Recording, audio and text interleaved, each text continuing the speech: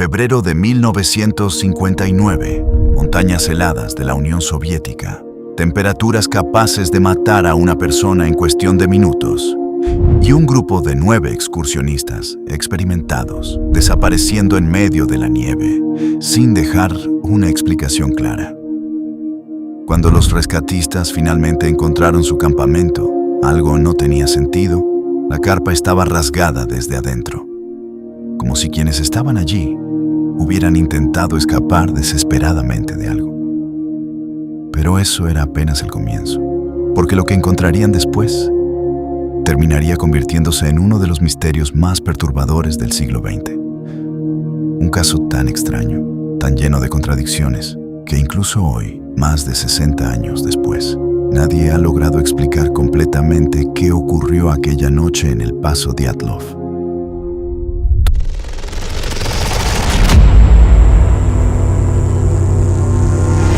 Todo comenzó con un grupo de jóvenes excursionistas soviéticos liderados por Igor Dyatlov, un estudiante de ingeniería de 23 años con experiencia en expediciones extremas. El objetivo del grupo era atravesar una peligrosa ruta montañosa en los Urales del Norte, una zona conocida por sus condiciones brutales, fuertes tormentas de nieve y temperaturas que podían descender por debajo de los 30 grados bajo cero. No eran aficionados. Todos tenían experiencia en excursiones de alta dificultad. Sabían sobrevivir en nieve, sabían orientarse, sabían cómo actuar ante emergencias. Y precisamente por eso, lo que ocurrió después resultó tan difícil de entender. El grupo partió a finales de enero de 1959. Eran 10 personas al inicio de la expedición. Pero uno de ellos, Yuri Yudin, tuvo que regresar antes debido a problemas de salud. Esa decisión terminaría salvándole la vida. Los otros 9 continuaron avanzando hacia las montañas. 9 personas, 9 cuerpos encontrados después, y una historia que hasta hoy sigue generando teorías, investigaciones, documentales y debates alrededor del mundo. Durante varios días, el grupo avanzó con relativa normalidad. Tomaban fotografías, escribían en sus diarios, reían, hacían bromas. Nada parecía indicar que estaban a punto de entrar en una pesadilla. La última fotografía encontrada en sus cámaras fue tomada la noche del 1 de febrero de 1959. Esa sería la última vez que alguien vería al grupo con vida. Después de eso, silencio absoluto. Al principio, nadie se alarmó demasiado.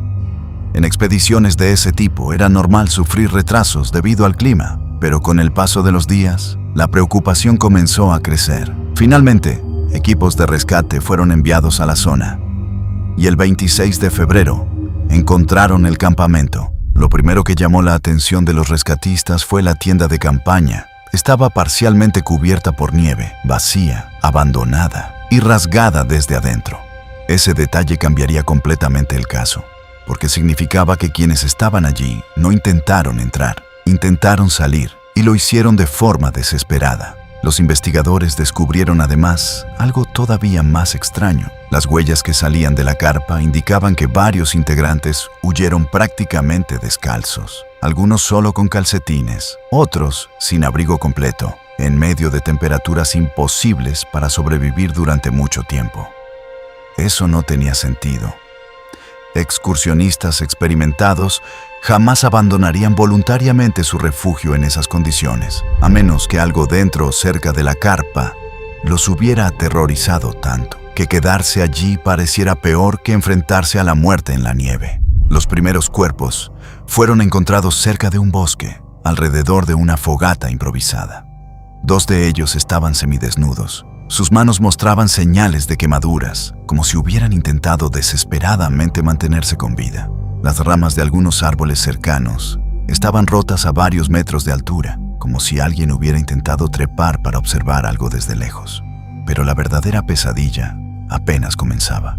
Con el paso de las semanas, los rescatistas encontraron más cuerpos dispersos en distintas zonas de la montaña. Algunos parecían haber intentado regresar a la carpa, otros estaban enterrados bajo metros de nieve, y varios presentaban heridas extremadamente extrañas. Uno de ellos tenía una fractura severa en el cráneo, Otro tenía costillas destruidas con una fuerza comparable a un accidente automovilístico. Pero lo más perturbador era que, en algunos casos, no había heridas externas importantes, como si una fuerza brutal hubiera impactado sus cuerpos, sin dejar marcas visibles en la piel. Y entonces apareció uno de los detalles más famosos y aterradores del caso. A una de las excursionistas, Lyudmila Dubinina, le faltaba la lengua, también partes de los ojos, y en otros cuerpos faltaban tejidos blandos. Ese hallazgo alimentó inmediatamente las teorías más oscuras: ataques militares, experimentos secretos, criaturas desconocidas, asesinos,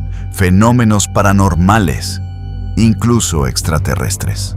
Porque cuanto más avanzaba la investigación, menos sentido parecía tener todo. Las autoridades soviéticas iniciaron una investigación oficial, pero rápidamente comenzaron a aparecer inconsistencias. Algunos documentos fueron clasificados, parte de la información desapareció durante años, y varias fotografías tomadas en la escena generaron todavía más preguntas.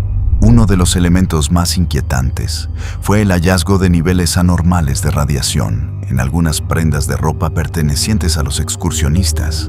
¿Por qué había radiación en la ropa? Esa pregunta disparó aún más las teorías. Algunas personas comenzaron a creer que el grupo había sido víctima de pruebas militares secretas realizadas por la Unión Soviética. Otros aseguraban que habían visto esferas luminosas en el cielo durante aquellas noches. De hecho, varios reportes de la época mencionaban extrañas luces anaranjadas moviéndose sobre las montañas. Y cuando combinas luces inexplicables, documentos clasificados, radiación, cuerpos mutilados y una escena imposible de entender, el resultado es el nacimiento de uno de los misterios más famosos del planeta. Pero eso no es todo. El lugar donde ocurrió la tragedia también alimentó el miedo. La montaña cercana era conocida por los pueblos indígenas Mansi como una zona peligrosa. Algunos traducen el nombre del área como la montaña de los muertos. Y aunque no existe evidencia de que los Mansi atacaran al grupo, el simple nombre del lugar ayudó a que el caso adquiriera un aura todavía más oscura. Con el tiempo, las teorías crecieron sin control. Algunos investigadores afirmaban que una avalancha había obligado al grupo a abandonar la carpa. Otros decían que las heridas no coincidían con una avalancha común. También apareció la teoría del infrasonido, una hipótesis que plantea que ciertas condiciones del viento en la montaña pudieron generar sonidos de baja frecuencia, capaces de provocar pánico extremo y paranoia en el grupo. Pero incluso esa teoría deja demasiadas preguntas abiertas. ¿Por qué las heridas eran tan violentas? ¿Por qué algunos cuerpos aparecieron semidesnudos? ¿Por qué había radiación? ¿Por qué faltaban partes del cuerpo? ¿Por qué la investigación soviética terminó de forma tan extraña? Y quizá la pregunta más inquietante de todas: ¿qué fue exactamente lo que hizo que 9 excursionistas entrenados huyeran aterrorizados de su refugio hacia una muerte casi segura en medio de la oscuridad y el hielo? Durante décadas, el caso permaneció envuelto en misterio. Los documentos oficiales fueron archivados. La Unión Soviética evitó profundizar demasiado en el tema. Y mientras tanto, el paso Dyatlov comenzó a convertirse en leyenda. Documentales, libros, películas, investigadores independientes, miles de personas intentando reconstruir minuto por minuto lo ocurrido aquella noche. Pero incluso hoy, nadie tiene una respuesta definitiva. En 2019, las autoridades rusas reabrieron parcialmente la investigación y concluyeron oficialmente que una avalancha habría provocado el desastre. Según esta versión, el grupo habría abandonado la carpa apresuradamente por miedo a quedar sepultado. Pero para muchos investigadores y expertos, esa explicación sigue siendo insuficiente, porque todavía existen demasiados elementos difíciles de explicar. Las heridas, la radiación, la posición de los cuerpos, la ausencia de señales claras de avalancha masiva y, sobre todo, el comportamiento del grupo, porque quienes estaban allí eran excursionistas experimentados, no personas inexpertas entrando accidentalmente en una tormenta. Eran jóvenes preparados para sobrevivir en condiciones extremas. Y aún así, algo ocurrió esa noche, algo tan aterrador, que prefirieron salir al frío mortal antes que permanecer un segundo más dentro de la carpa. Ese detalle es el que sigue obsesionando al mundo entero, porque el verdadero terror del paso Dyatlov no está solamente en las muertes, está en lo desconocido. en no saber qué los hizo correr, en imaginar el miedo que debieron sentir en esos últimos minutos, en pensar que, quizá, vieron algo que jamás pudo explicarse. Y eso es precisamente lo que mantiene vivo este caso más de 6 décadas después. Porque hay misterios que eventualmente encuentran respuestas, pero otros parecen destinados a permanecer enterrados bajo la nieve para siempre. El incidente del Paso Dyatlov es uno de ellos. 9 excursionistas entraron en aquellas montañas. Ninguno regresó. Y hasta hoy, el mundo sigue intentando descubrir qué ocurrió realmente aquella noche. ¿Tú qué crees que pasó en el Paso Dyatlov? ¿Fue una avalancha, un experimento secreto o algo mucho más extraño? Te leo en los comentarios.